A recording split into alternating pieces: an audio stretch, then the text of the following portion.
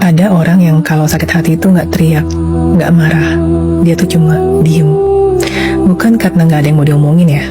Justru di kepalanya itu ribuan kalimat tuh udah muter-muter terus. Semuanya jelas, semuanya rapi.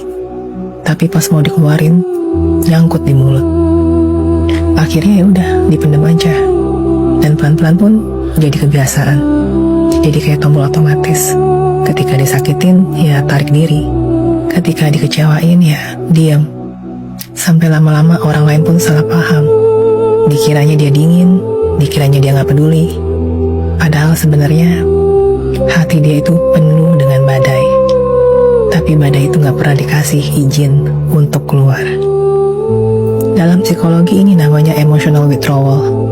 Cara tubuh buat bertahan dan cara jiwa buat bilang diam itu lebih aman loh daripada disalahpahami.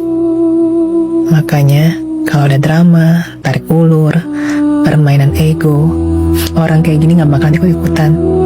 Bukan karena dia gak ngerasa, tapi karena udah terlalu capek. Dia tahu energinya terlalu mahal buat dipakai menghadapi hal-hal yang gak tulus. Dan lucunya, orang lain pasti bingung.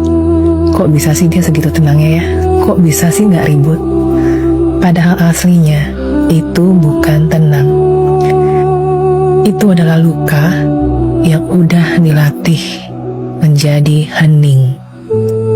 Dan yang bikin nyesek, orang kayak gini sering mikir, toh gak ada yang bakal bener-bener dengerin gue. Jadinya makin lama dia makin nutup.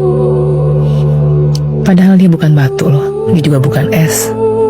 Dia cuma manusia yang pernah terlalu sering ngerasa salah, ngerasa gak dimengerti. Sampai akhirnya dia percaya bahwa diam lebih aman.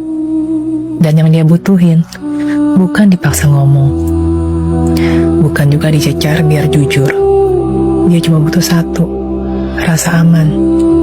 Seseorang yang bikin dia berasa, gue boleh buka suara di sini dan gak akan disalahin. Jadi kalau suatu hari dia akhirnya ngomong ke lo, itu bukan karena lo hebat dalam memaksa, tapi karena dipercaya sama lo. Dan kalau lo sudah sampai di titik itu, jangan pernah main-main. Karena sekalinya dia nutup lagi, lo bisa hilang dari hidupnya selamanya.